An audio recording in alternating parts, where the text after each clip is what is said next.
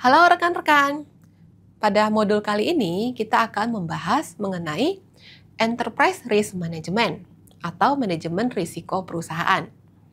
Pada modul ini, rekan-rekan akan belajar 8 elemen kerangka kerja terpadu manajemen risiko perusahaan menurut KOSO. Manajemen menggunakan sistem pengendalian internal sebagai bagian dari inisiatif tata kelola organisasi dan teknologi informasi, serta penipuan komputer, dan penyalahgunaan komputer. 8 elemen kerangka kerja terpadu manajemen risiko perusahaan KOSO meliputi lingkungan internal, penetapan tujuan, identifikasi peristiwa, penilaian risiko, respon terhadap risiko, aktivitas pengendalian, informasi dan komunikasi, pemantauan. Manajemen menggunakan sistem pengendalian internal sebagai bagian dari inisiatif tata kelola organisasi dan teknologi informasi. Manajemen menggunakan sistem pengendalian internal sebagai bagian dari inisiatif tata kelola organisasi dan teknologi informasi untuk memastikan bahwa tujuan strategis tercapai, risiko diminimalkan, dan sumber daya dikelola secara efektif. Sistem pengendalian internal membantu dalam efisiensi operasional manajemen risiko.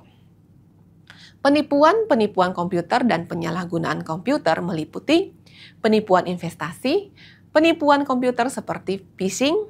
Phishing yaitu penipu mengirim email yang terlihat seperti berasal dari bank atau perusahaan terpercaya, meminta menerima untuk mengklik tautan dan memasukkan informasi pribadi, seperti nama pengguna dan kata sandi. Penipu dapat mengakses akun bank korban. Contoh penyalahgunaan komputer seperti akses tanpa izin. Dari penjelasan di modul ini bisa diambil kesimpulan bahwa manajemen risiko perusahaan dalam sistem informasi akuntansi adalah proses yang penting untuk memastikan keandalan dan keamanan informasi keuangan. Tinjauan umum mengenai manajemen risiko ini mengungkapkan beberapa poin penting. Identifikasi risiko. Proses manajemen risiko dimulai dengan identifikasi risiko yang dapat mempengaruhi sistem informasi akuntansi, termasuk risiko kecurangan, keamanan data, dan kegagalan sistem. Pemahaman yang mendalam tentang risiko memungkinkan perusahaan untuk merencanakan langkah-langkah mitigasi yang tepat. Evaluasi dan analisis.